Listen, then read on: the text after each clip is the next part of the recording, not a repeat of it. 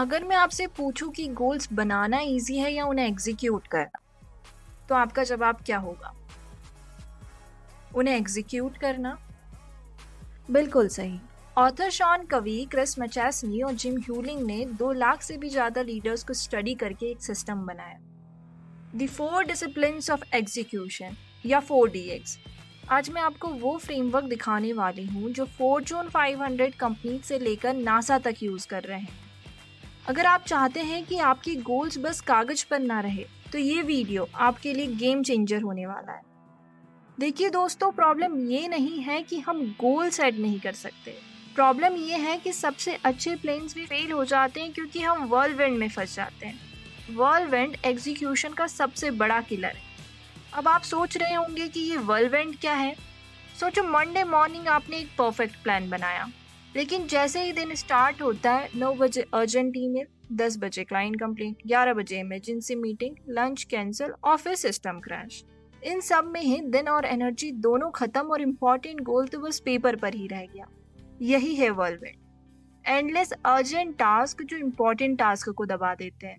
व्हर्लविंड का ट्रैप इतना पावरफुल होता है कि ये अर्जेंट और इम्पोर्टेंट के बीच के डिफरेंस को ब्लर कर देता है। हमें सब कुछ अर्जेंट लगने लगता है, पर सच्चाई तो ये है कि अगर आप सिर्फ व्हर्लविंड पर रिएक्ट करते रहेंगे तो आपके इम्पोर्टेंट गोल्स बहुत पीछे छूट जाएंगे, इतने पीछे कि वो कभी अचीव ही नहीं हो पाएंगे। और इसी चीज़ का सॉल्यूशन है द 4 डिसिप्लिन्स ऑफ एग्जीक्यूशन, एक टेस्टेड फ्रेमवर्क जो इंश्योर करता है कि आपके इम्पोर्टेंट गोल्स व्हर्लविंड के बीच भी अलाइव रहे। Discipline number 1, focus on widely important goal या विग। इसे एक एग्जाम्पल से समझते हैं। एक एयरपोर्ट का एयर ट्रैफिक कंट्रोलर एक ही समय में दर्जनों एयरक्राफ्ट्स को मैनेज करता है। कुछ प्लेन टेक ऑफ के लिए लाइन में लगे हैं, कुछ प्लेन हवा में हैं, एयरपोर्ट पर लैंड करने के लिए नीचे आ रहे हैं। हर प्लेन में बैठे पैसेंजर के लिए उनकी फ्लाइट सबसे इम्पोर्टेंट है, लेकिन एक एयर ट्रैफिक कंट्रोलर के लिए सबसे इम्पोर्टेंट है वो एक प्लेन जो लैंड करने के लिए फाइनल अप्रोच पर है। उस एक प्लेन की सफल और सुरक्षित लैंडिंग ही उस मोमेंट का वाइडली इम्पोर्टेंट गोल है। अब क्वेश्चन ये आता है कि हम अपने वाइडली इम्पोर्टेंट गोल को कैसे पहचानें? वाइडली इम्पोर्टेंट गोल को पहचानने के लिए आपको बस खुद से एक सवाल पूछना है, और वो सवाल कुछ यूं है: अगर मेरे काम का बाकी हर एरिया जैसा है वैसा ही चलता रहे, तो ऐसी कौन सी एक चीज है जिसे इम्प्रूव करने से सबसे बड़ा इम्पैक्ट आएगा? जब आपको अपना वाइडली इम्पोर्टेंट गोल मिल जाए तो उसे इस फॉर्मेट में लिखें: from X to Y, by when। जैसे अपनी मंथली सेल्स रेवेन्यू को 50,000 से 70,000 तक बढ़ाना 31 दिसंबर तक। अब आते हैं डिसिप्लिन नंबर 2 पर, एक्ट ऑन लीड मेजर्स। दोस्तों, 2 तरह के मेजर्स होते हैं, लेग मेजर्स और लीड मेजर। एक एक करके हम दोनों को समझेंगे। पहले समझते हैं लेग मेजर्स। इन्हें आप रिजल्ट्स कह सकते हैं, जो हमेशा बाद में दिखाई देते, मतलब जो आउटकम हो चुका है उसका डेटा, जैसे एग्जाम का रिजल्ट, मंथली सेल्स रिपोर्ट या रेवेन्यू और प्रॉफिट। प्रॉब्लम ये है कि लेग मेजर आपके कंट्रोल में नहीं होते हैं। आप बस उन्हें देख सकते हैं पर उन्हें बदल नहीं सकते। विलियम एडवर्ड्स डेमिंग का एक कोट है: management by result is like driving a car by looking in the rear view mirror. मतलब सिर्फ लेग मेजर से अपने काम को मैनेज करना रियर व्यू मिरर में देखकर गाड़ी चलाने जैसा है। दूसरा है लीड मेजर्स। ये वो एक्शंस होते हैं जो डायरेक्टली आउटकम ड्राइव करते हैं और इन्हें हम कंट्रोल कर सकते हैं। एक अच्छे लीड मेजर की हमेशा 2 क्वालिटीज होती हैं। पहली कि वो प्रिडिक्टिव होते हैं, मतलब अगर आप ये एक्शन पूरी कंसिस्टेंसी के साथ करेंगे तो आप प्रिडिक्ट कर सकते हैं कि आपका लेग मेजर आगे बढ़ेगा ही बढ़ेगा। सिंपल शब्दों में कहें तो लीड मेजर्स के बेसिस पर आप लेग मेजर प्रिडिक्ट कर सकते हैं। दूसरा है इन्फ्लुएंसेबल, मतलब आपके पास उस एक्शन पर पूरा कंट्रोल होता है। इसे और बेहतर तरीके से समझने के लिए एक एग्जाम्पल से इसे समझते हैं। मान लीजिए आपका गोल है वजन कम करना, यानी वाइडली इम्पोर्टेंट गोल है 70 किलो से 60 किलो वजन करना 31 अक्टूबर तक। अब आप मुझे सोचकर बताइए यहाँ पर लेग मेजर क्या होगा? वेइंग मशीन पर दिखने वाला आपका वजन। यहाँ पर प्रॉब्लम ये है कि लेग मेजर हमेशा रिजल्ट के बारे में बताते हैं जो ऑलरेडी हो चुके हैं, मतलब अब वो आपकी डायरेक्ट कंट्रोल में बिल्कुल नहीं है। आप चाहे जितना स्ट्रेस लो, मशीन पर दिखने वाला नंबर तुरंत बदलने वाला नहीं है। तो इसका सॉल्यूशन क्या है? इसका सॉल्यूशन है लीड मेजर्स, या आप कह सकते हैं लीड बिहेवियर्स। इस केस में आप लाइकली दो चीजें चूज करेंगे, पहली डाइट और दूसरी एक्सरसाइज, क्योंकि ये दोनों चीजें लीड मेजर्स की दो क्वालिटीज को फुलफिल करती है। पहली प्रिडिक्टिव, यानी कैलोरीज कम करना या कैलोरीज बर्न करना स्ट्रांगली प्रिडिक्ट करता है कि आपका वजन कम होगा। दूसरी इन्फ्लुएंसेबल, दोनों चीजें आपके डायरेक्ट कंट्रोल में है। आप डिसाइड कर सकते हैं कि आज आपको कितनी कैलोरीज खानी है और कितना वर्कआउट करना है। ये प्रॉब्लम सिर्फ वजन कम करने तक लिमिटेड नहीं है। ज़्यादा रेवेन्यू लाना हो या सब्सक्राइबर्स ग्रो करने हो, सब में लैग और लीड मेजर्स दोनों प्रेजेंट होते हैं। यहाँ तक हमने वाइडली इंपॉर्टेंट गोल और लीड मेजर सेट करना सीखा, बट ये काफ़ी नहीं है, क्योंकि व्हर्लविंड डे टू डे क्यूज इतने पावरफुल होते हैं कि वो आपके बेस्ट प्लान्स को भी हफ्तों में भुला देंगे। तो इससे बचे कैसे? आंसर है discipline number 3, keep a compelling scoreboard. सोचिए, आप दोस्तों के साथ सैटरडे को पार्क में फुटबॉल खेलने गए, टीम बनाई, नेट लगाया और खेलना स्टार्ट किया। पर आधे घंटे बाद आधे से ज्यादा दोस्त बोर होकर ग्राउंड से बाहर जाने लगे। सोचिए क्यों? क्योंकि किसी ने स्कोर ही नहीं रखा था, किसी को अपना स्कोर पता ही नहीं था। पर कभी इस मैच में आप स्कोर बोर्ड रखते, टीम्स को पता होता कि वो हार रहे हैं और 5 मिनट बचे हैं, तो आप मुझे बताइए कि क्या कोई बोर होगा या ग्राउंड छोड़कर जाएगा? नहीं, बिल्कुल नहीं। हर प्लेयर अपना 100% देगा। ऑथर्स कहते हैं people play differently when they know the score, चाहे वो फुटबॉल हो या वर्क प्रोजेक्ट। जब हमें अपना स्कोर पता होता है तो हम जीतने के लिए खेलते हैं। एक कंपेलिंग स्कोरबोर्ड की 4 क्वालिटीज होती हैं। पहली, ये सिंपल होता है, इसमें सिर्फ जरूरी जानकारी होती है। जैसे एक फुटबॉल मैच के स्कोरबोर्ड पर सिर्फ स्कोर, टाइम और क्वार्टर लिखा होता है। दूसरी, ये आसानी से दिखता है। स्कोरबोर्ड को ऐसी जगह लगाओ जहां आप या आपकी पूरी टीम इसे दिन में कई बार देख सके। जब स्कोरबोर्ड सबके सामने होता है तो अकाउंटेबिलिटी अपने आप बढ़ जाती है। तीसरी, ये लीड मेजर और लेग मेजर्स दोनों दिखाता है। स्कोरबोर्ड पर रिजल्ट और उस रिजल्ट को पाने के लिए किए गए एक्शंस दोनों होने चाहिए। तभी आपको और आपकी टीम को कनेक्शन समझ आता है कि आपके एक्शन से रिजल्ट पर क्या फर्क पड़ रहा है। चौथी, 5 सेकेंड रूल।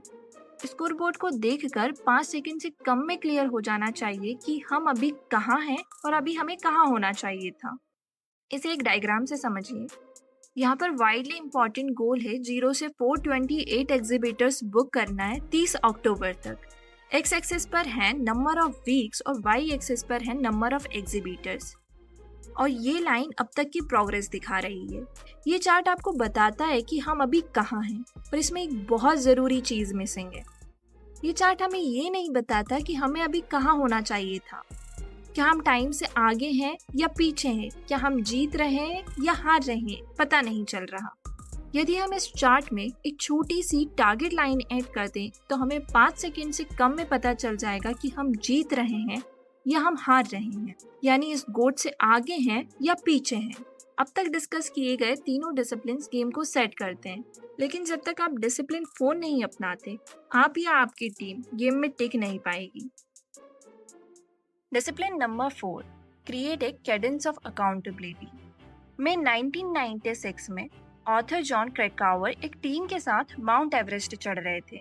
जैसे ही मौसम खराब हुआ और बर्फीले तूफान जैसी चुनौतियां आई, टीम का डिसिप्लिन टूट गया। कुछ क्लाइंबर्स ने टीम से अलग होकर अकेले ही चोटी पर पहुंचने का फैसला किया। उन्होंने टीम अकाउंटेबिलिटी को पूरी तरह से छोड़ दिया। नतीजा ये हुआ कि 8 लोगों की मौत हो गई। सारे टीम मेंबर्स का गोल एक ही था, पर अकाउंटेबिलिटी सिस्टम ना होने का अंजाम बुरा हुआ। 5 साल बाद 2001 में एक और टीम एवरेस्ट चढ़ने निकली। इस बार टीम का गोल था एक ब्लाइंड क्लाइंबर एरिक वाइनमेयर को चोटी पर पहुंचाना। चुनौतियां पहले जैसी ही थी, लेकिन इस टीम में एक बड़ा फर्क था। हर दिन के अंत में टीम टेंट मीटिंग्स करती थी। इन मीटिंग में वो 3 चीजें रिव्यू करते थे। पहली, आज क्या हासिल किया। दूसरी, आज क्या सीखा। और तीसरी, कल के लिए क्या बदलाव करेंगे। एरिक कहते हैं हमारी टीम एक साथ रही और एक दूसरे का ख्याल रखा, जिससे मुझे आगे बढ़ने की हिम्मत मिली। और इन सब का नतीजा ये आया कि एरिक एवरेस्ट की चोटी पर पहुंचने वाले पहले ब्लाइंड इंसान बने। एरिक की टीम जो रोज टेंट मीटिंग्स रखती थी, कॉर्पोरेट वर्ल्ड में हम उसे वाइडली इम्पोर्टेंट गोल सेशन कहते हैं। ये सेशंस 20-30 मिनट की वीकली मीटिंग्स के जरिए चलते हैं। वाइडली इम्पोर्टेंट गोल सेशन के 3 एजेंडा होते हैं। पहला, अकाउंट, पिछले हफ्ते के कमिटमेंट्स पर रिपोर्ट करना। यहाँ पर पूरी ट्रांसपेरेंसी होती, जैसे मैंने कस्टमर को कॉल करने का कमिटमेंट किया था और ये मैंने पूरा कर लिया है। दूसरा, रिव्यू, स्कोरबोर्ड पर टीम की जीत या हार देखना और उससे सीखना। यहाँ टीम देखती है कि हमारे एक्शंस से स्कोरबोर्ड पर क्या असर पड़ रहा है, जैसे हमारे लीड मेजर्स आगे बढ़ रहे हैं, जिसका मतलब है हम सही रास्ते पर हैं। तीसरा, प्लान, अगले हफ्ते के लिए 1-2 ऐसे सबसे जरूरी काम चुनना जो स्कोर बोर्ड को आगे बढ़ा सके। यह सिर्फ टू डू लिस्ट नहीं है, बल्कि हाई लेवरेज एक्शंस हैं। वाइडली इंपॉर्टेंट गोल सेशन को इफेक्टिव बनाए रखने के लिए 2 रूल्स फॉलो करें। रूल नंबर 1, हर हफ्ते एक ही दिन एक ही टाइम पर।